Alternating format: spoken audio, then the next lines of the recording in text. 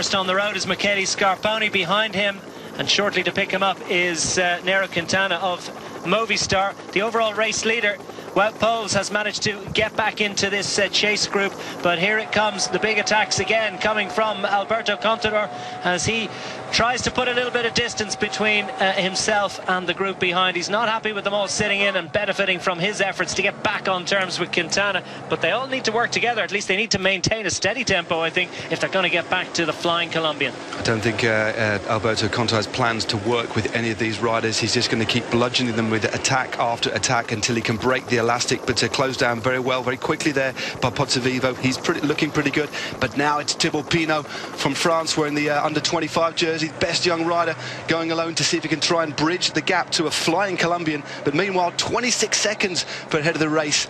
Well, significantly, that's 12 seconds that Nairo Quintana has put between himself and Alberto Contador et al. And the neutral service has to almost drive off the side of the hill because Quintana was right up to the bumper and just about around.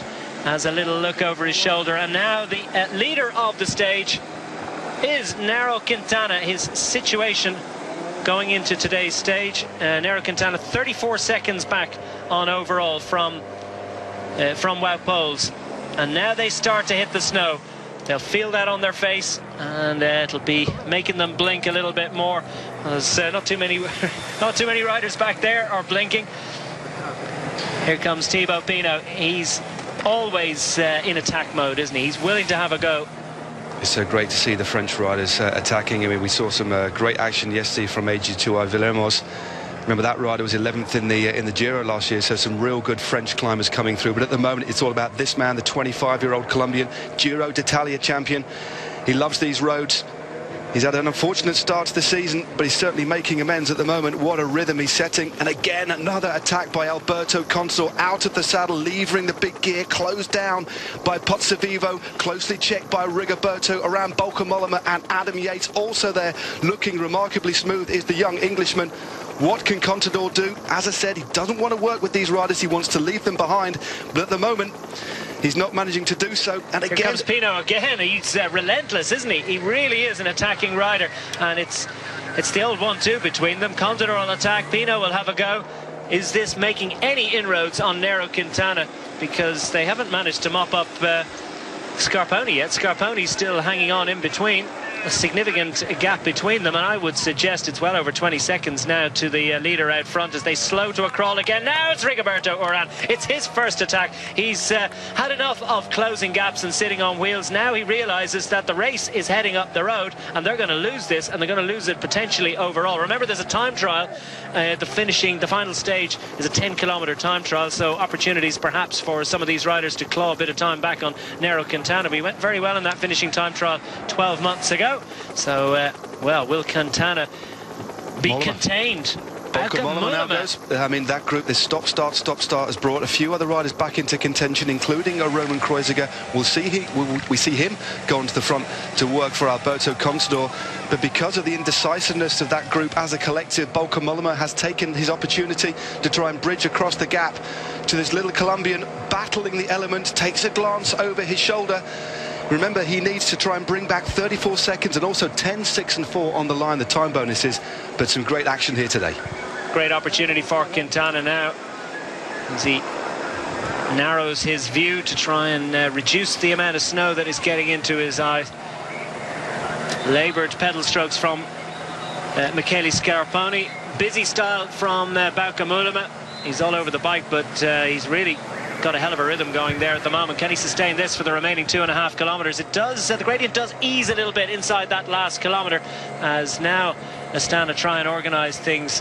Is that Kreuziger on the front? It's Kreuziger again. Yeah, Tinkoff. He was dropped, he was distanced, but has come back to the front in that really, I don't know, that strong kind of style he has. Is not pretty, but he's certainly effective, trying to claw back the gap. But Quintana looking imperious at the moment. Yeah, has a little look around, and what does he see? Well, he doesn't see any cyclists because they're out of sight at the moment. And now just has to put the head down and think about extracting the maximum out of himself, because he's racing potentially towards the overall lead of this race. Wout Poels, has he managed to make it back to those riders? Looked as if that stall was likely to have brought a lot of those riders back into contention behind, but still he needs to seek and he finds something. Bakamolova now puts Michele Scarponi behind him, and who's that coming out? It's Adam Yates. It's Adam Yates. Immense performance from the Orica Green Edge rider. The British rider clearly feels that he's got great form and is covered by Alberto Contador. Domenico Pozzovivo, is it? From AG Tour Le Mondial, I do believe it is, the diminutive climber from AG Tour Le Mondial, and Alberto Contador on his wheel. Contador now sitting on the wheel of the young Englishman from Orica Green Edge. Sitting 10th overall, 32 seconds back, so he's only got 2 seconds advantage on Nairo Quintana going into this stage. Is he going to put enough time into him in the time trial on Tuesday? Is that what he's thinking at the moment? There doesn't seem to be a whole lot that he can do about Quintana's ability to go up a hill at the moment. Quintana looking very, very smooth. Contador finally has broken free. He's shutting the gap. We have the position on the road. Bakamolova with 2 kilometers to go, trying to get across that gap. That really busy style he has, but looking pretty strong at the moment. And then behind him, a couple of 100 meters, we have Adam Yates, and then we have the Frenchman. It looks like Alberto Contador just caught it. Contador just sits on the wheel, lets a little bit of a gap go, puts it in the gear, and Pino is alive to that danger. Says thanks very much for that bit of a dig, Mr. Yates, and now I'll try and see if I can see you off, but Yates has managed to tag back on. So now we have a group of 4. This is absolutely fantastic. Look at the atmosphere here, riding through the slow line, through a blizzard. 1.8 Ks to go. But Nairo Quintana fighting the elements. Lovely style on a bike, sat forward on the saddle.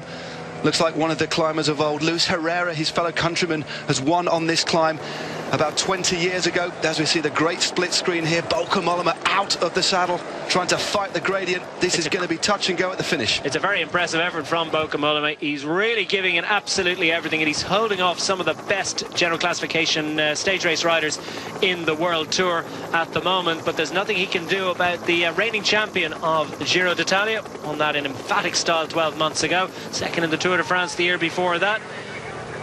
What a contender he'll be for Tour honours this year. Nairo Quintana, he's putting the frighteners on the mall at the moment. Thibaut Pinot now gives a bit of a turn. Alberto Contador just sits in the wheel, not thinking about an attack. Will one come from Adam Yates? That might have softened his cough a little bit.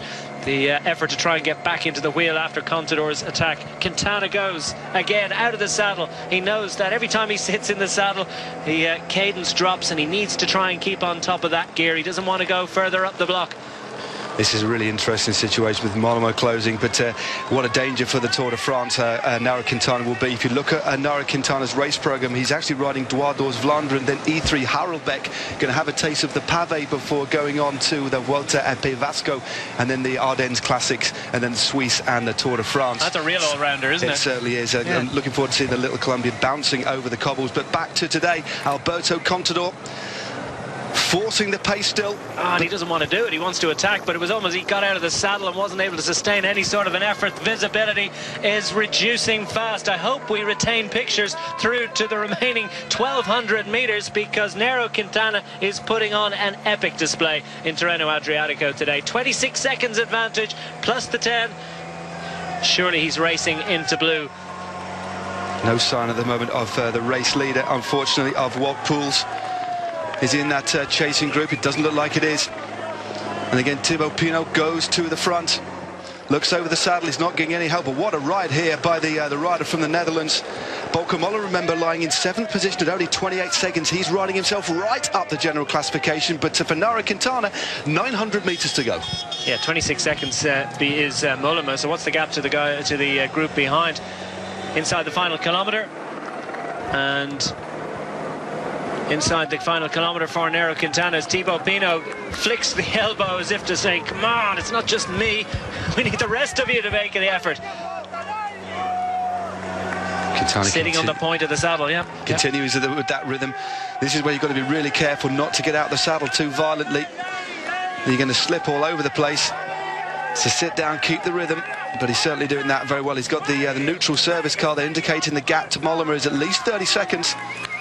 And this is where the gradient lessens a little bit before flattening out to the finish. And now the grip is significantly less, and we're not going to see Nairo Quintana getting out of the saddle again. I think he's going to just tiptoe his way to the finish line, but he has the advantage that he needs. He just needs to retain what he's got. The surf as well, he does get out of the saddle there because surf is not quite as bad, and it doesn't seem to be too bad under wheel at the moment at all. So that's good news for Nairo Quintana. He's able to pile on the pressure, pile on the watts, and he's taken himself inside the last few hundred meters of this climb. Bauke Mollema, no sign of a let-up in the effort that he's able to sustain. So clearly Bauke Mollema is in absolutely fine form indeed. He certainly is, and behind it looks like Rigoberto Urán has now joined the party. Will he do anything to bring back his fellow countrymen, but obviously not riding on the same team? Heading into the finish straight, this Declan's going to be very interesting with the sprint out for second place. Inside the final 300 metres for Nairo Quintana. He's just 25 years of age and he already has a mouth-watering and a wonderfully impressive palmarès. He's racing towards stage glory in Tirreno-Adriatico 2015. Is he also racing into the leader's blue jersey? That's what we believe. It's been an absolutely perfect performance. Everyone was looking around themselves and Quintana said, this is not the pace that I need to be going up this hill at. He pulled the trigger first and he's the one that gets the victory. Nairo Quintana gets his hands in the air and takes stage victory in Tirreno-Adriatico, and with it potentially the overall race lead. The clock ticks now and we wait to see who's going to be next through the mist. Of course it's likely to be Bauke Mollema, who's inside the final 300 metres. Well, how has he managed to peg back Nairo Quintana?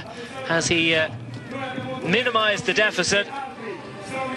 No question but that he's going to be quite a bit behind Nairo Quintana on overall. Has he raced into second position? Every chance he has. And what's going to happen in the time trial on Tuesday, because that's the next big rendezvous for these general classification contenders. Bauke Mollema rides it all the way to the line. Great effort from the Dutchman and a great signing for Trek Factory Racing.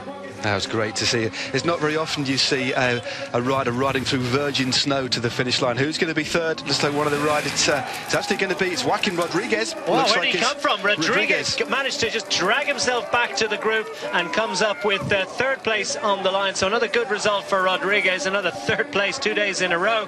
As that might be Niemiec. Not 100% sure. Tough to pick them out through the snow flurry. Cummings there as well. Good ride from him. Kreuziger just crosses the line. So Steve Cummings still in contention. Great ride from the Brit there. And he's a hell of a tester. He certainly is. So Steve Cummings is still very much in contention for a podium position. Perhaps even, dare we suggest it, the overall. But Steve Cummings is doing wonderful work for MTN Quebec this week. That was Caruso, Gianpaolo Caruso just crossing the line. Look at the conditions here. The riders are going to need to... There's Mikel Nieve crossing the line. The overall race leader, Wout Poels, finally makes it across the line. I made that about 1 minute and 39 seconds back. 1:38 maybe, if they're being generous. We're definitely going to have a new race leader today. The shame for Wout Poels, but he did fight valiantly. His team certainly rode well, but it just wasn't to be.